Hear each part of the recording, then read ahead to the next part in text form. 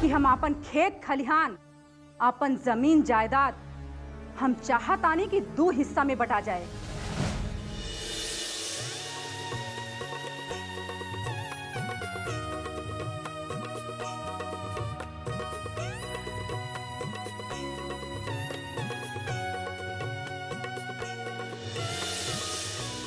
हर बात के एक के बात बा, हमरा लोक लाज के डर नहीं खे, लेकिन हमार बड़की बिना सीताहार के डोली में ना बैठी।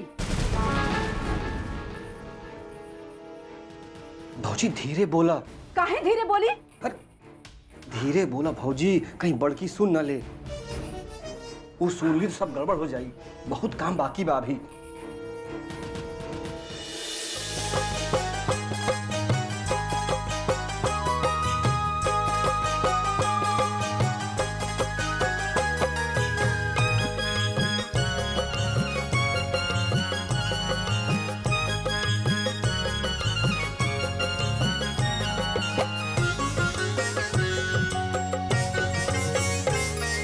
चुमावत हो बन्नी धीरे धीरे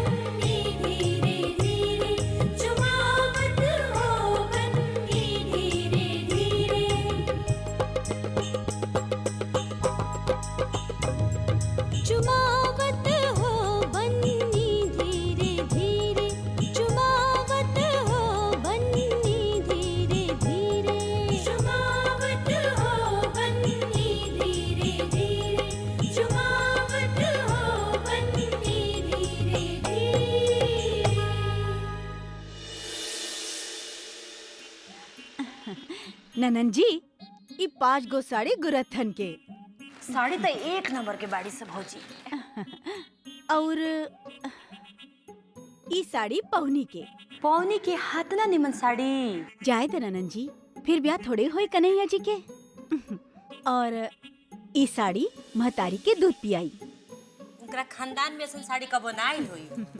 आई कुल गहना दे जाता रही कुल गहना।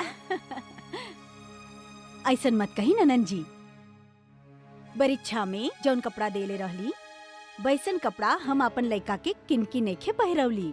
ए भौजी, वहाँ लोग के पता बा ना कन्हैया जी के एगो फुओ बाड़ी।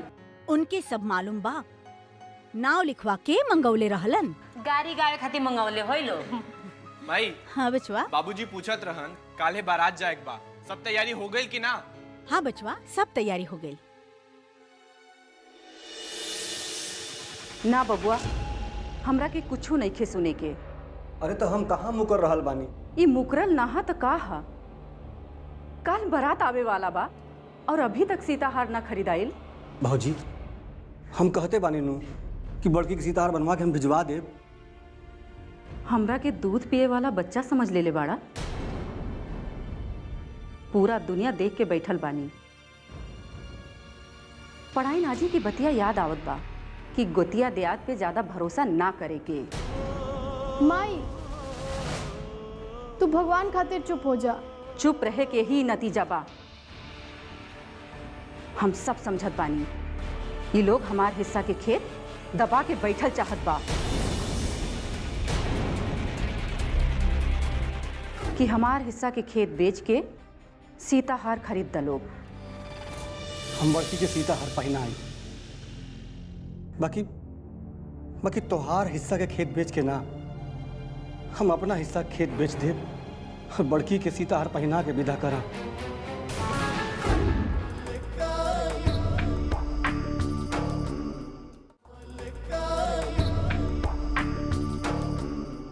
हम सब समझत बानी, ये लोग हमार हिस्सा के खेत दबा के बैठल चाहत बा। ना दीदी ना, ऐसे मत कही रहुआ।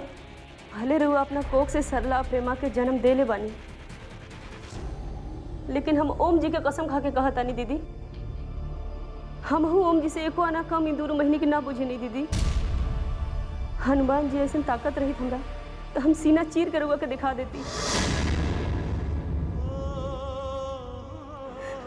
चाची, हमरा कोई से लड़ाई नहीं करे के, ना कोई से भीख मांगे के बा। हम चाहत बानी कि हमार हिस्सा के खेत बेच के सीताहार खरीद द लोग। ठीक बा भौजी, हम बड़की के सीताहार पहनाई, बाकी तोहार हिस्सा के खेत बेच के ना, हम अपना हिस्सा खेत बेच देब और बड़की के सीताहार पहना के विदा करा। चाचा, माई के दिमाग तक खराबे बा। अब तू खेत बेचे के बात मत कर। ना बेटी, हम केहू के अरमान के गला ना घोट सकेनी। भौजी, हमरा के गलत मत समझिए। हम जब कभी बाबू के याद करेनी तो भैया याद आवेले, और माई के याद करेनी तो तहार याद आवेला। हमारे को बिनती मान ला भौजी, दोनों बेटी के बियाह हो जाए तो ओकरा बाद हम ही सारा जमीन जायदाद तहरा हवाले कह के अपना परिवार के संगे परदेश चल जाए। चाचा, हाँ बेटा, हम अब यहीं जाके शाह जी के पास जमीन लिखवा देता नहीं। कहाँ जाए?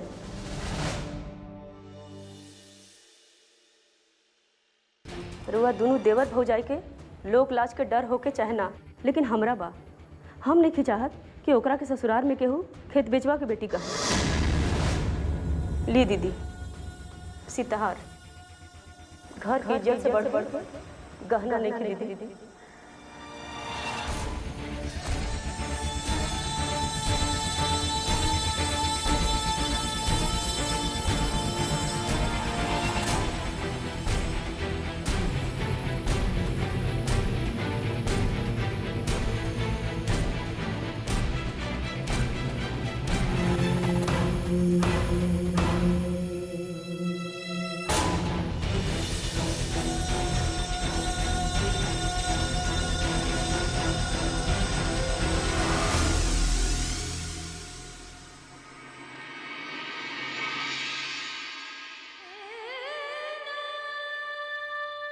हमार बेटी बिना सीताहार के डोली में ना बैठी।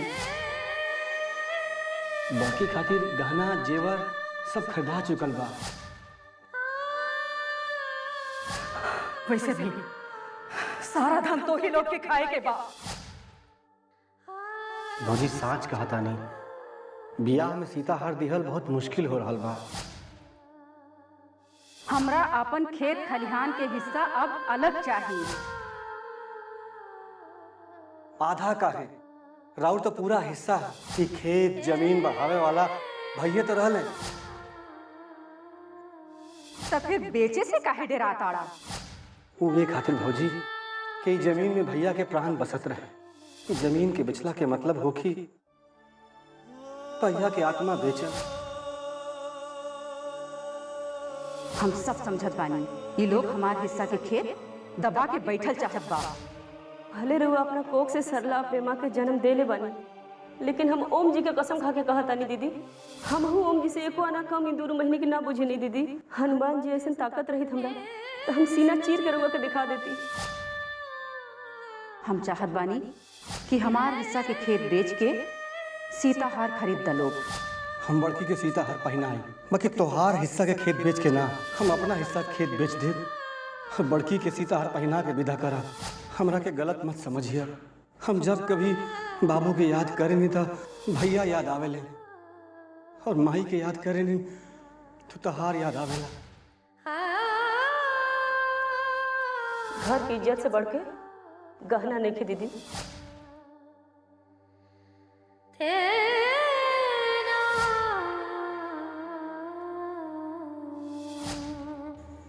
बहुत बड़ा पाप हो गई हमरा हाथ से, जे हमरा खातिर सब न्यौछावर करे के तैयार बाड़े, ओकरे ऊपर हम शक कइनी, दूसरा के सिखावला में आ गए। ये पाप लेके हम कहाँ जाए? हमरा प्रायश्चित करे के चाहिए, जरूर करे के चाहिए। वो लोगन से हम माफी मांगब। हे नाथ जी, हमरा के माफ कर दे नाथ जी।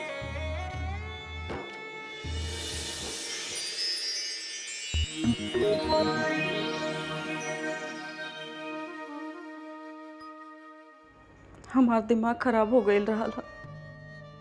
तू लोग हमरा के माफ कर दा। हमरा आंख पे स्वार्थ के पट्टी बंधा गई रहा। ना दीदी, माफी तो हमरा मांगे के चाहिए। हाँ भौजी, कुसुमी हार पहले ही दे दिले रहती तो आज ही हालत ना भइल रही। हमने के माफ कर दा।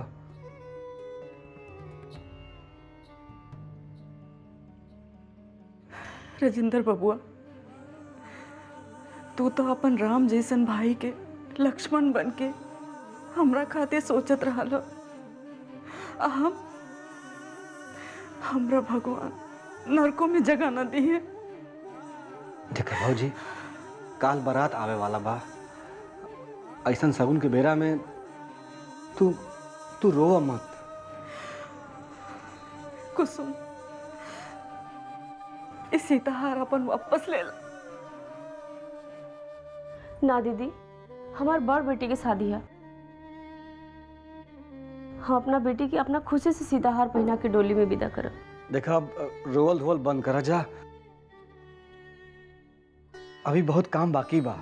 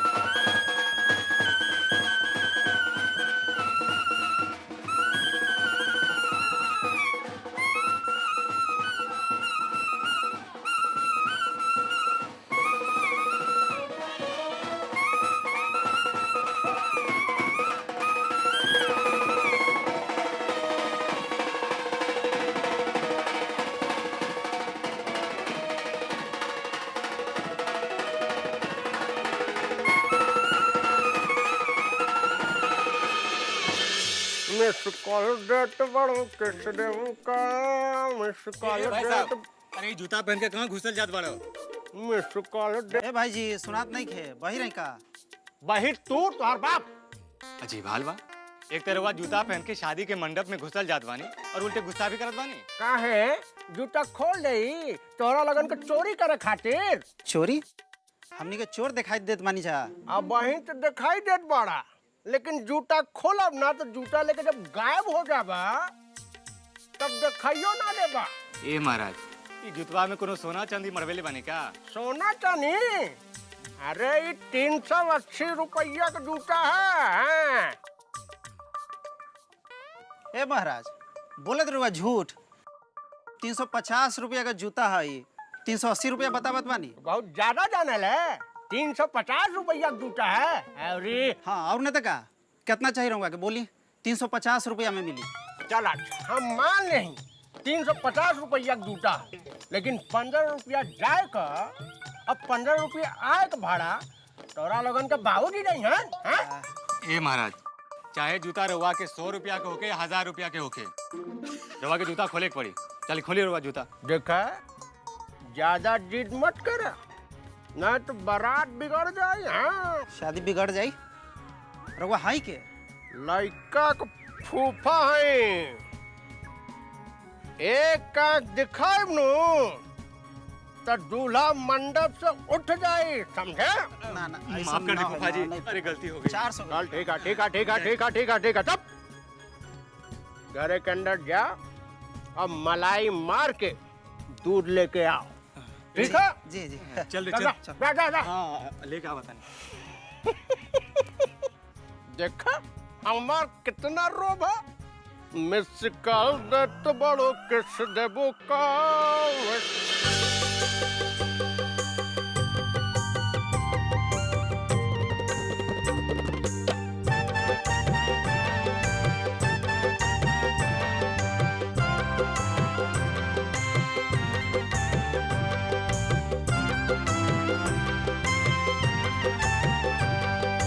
रघुबर के नैना रसीला हो परिछन चलवाली। रघुबर के नैना रसीला हो परिछन चलवाली। रघुबर के नैना रसीला हो परिछन चलवाली। रघुबर के नैना रसीला हो परिछन चलवाली।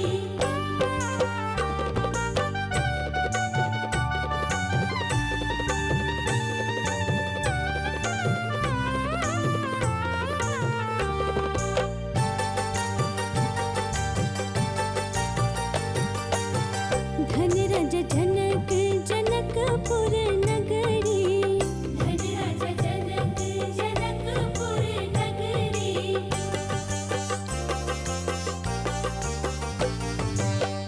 धनराज जनक जनकपुर नगरी। धनराज जनक जनकपुर नगरी। धन धन सिया दुलारी हो परिछन चलवाली। धन धन सिया दुलारी हो परिछन चलवाली।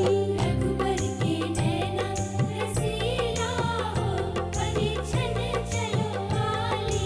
रघुबर के नैना रसीला हो परिछन चलवाली।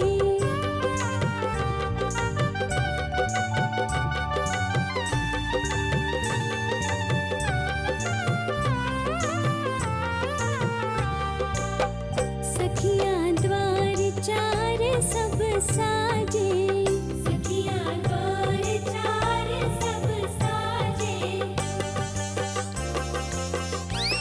कन्हैया जी के बियाह ना साले भैया। कन्हैया जी के बियाह ना साल।